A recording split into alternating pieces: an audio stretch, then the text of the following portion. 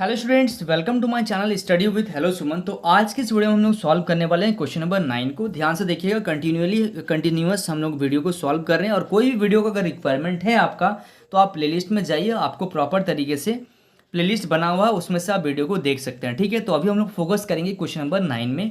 देखिए question number 9 को ध्यान से देखिएगा। यदि किसी एपी के तीसरे और नौवें पद क्रमशः 4 और -8 हैं, यानी कि पहले बात करें तीसरा पद, तो तीसरा पद कितना होगा, 4 होगा, और नौवां पद कितना होगा आपका -8 है। तो इसका कौन सा पद शून्य होगा ये आपको बताना है। ठीक है, चलिए, तो जैसे जैसे क्वेश्चन दिया गया है उस तरीके से इसको सॉल्व कीजिएगा, तभी आप इस क्वेश्चन को प्रॉपर तरीके से सॉल्व कर सकते हैं। ठीक है, तो तीसरा पद कितना है, 4 है। तीसरा पद कितना है, 4 है। इसका मतलब a + 2d = 4। यह आ गया समीकरण 1। अब आपको ये बोला जा रहा है इसका नौवां पद कितना है आपका, -8 है, यानी कि a + 8d = -8। ये आ गया आपका इक्वेशन 2। ठीक है, तो अब हम लोग क्या करेंगे, समीकरण 1 को 2 से घटा, मतलब 2 को 1 से घटाने पर, तो यहाँ पे दोनों को सॉल्व कर देते हैं। समीकरण 2 में से 1 घटाने पर, 2 में से 1 को घटा देते हैं तो a + 8d = -8, और यहाँ लिखेंगे a + 2d = 4।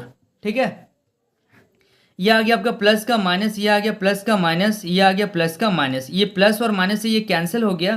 Plus minus minus, 8 में से 2 जाएगा तो कितना बचेगा, 6d बचेगा, = माइनस माइनस प्लस।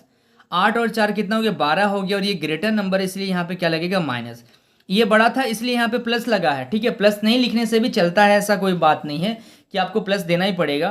तो d = आ गया -12/6, यानी कि ये आपका 2 बार में कैंसिल हो गया, तो d का वैल्यू आ गया आपका -2। ठीक है, डी का वैल्यू कितना आ गया, -2 आ गया।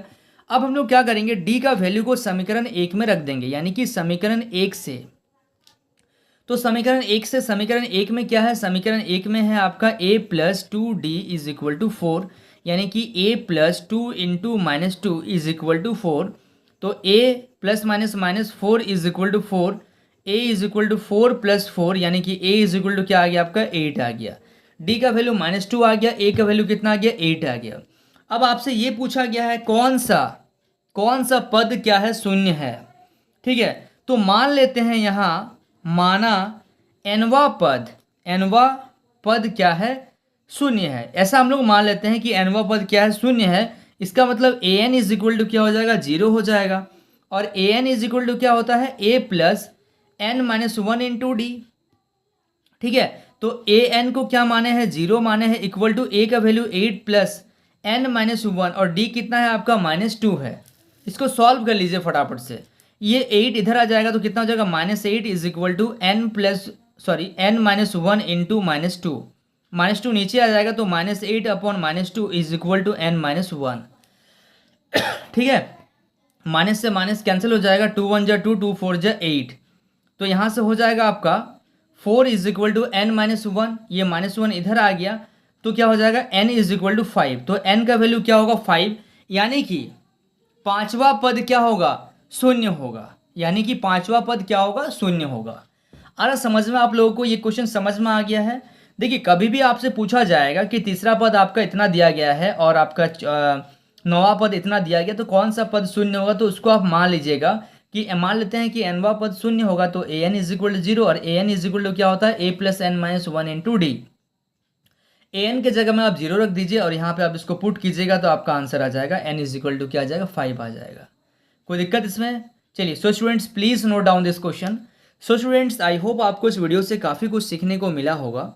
वाकई अगर आप इस वीडियो से कुछ सीखे हैं तो इस वीडियो को लाइक कीजिए, और चैनल में अगर आप पहली बार आए हैं तो इस चैनल को सब्सक्राइब ज़रूर कीजिए।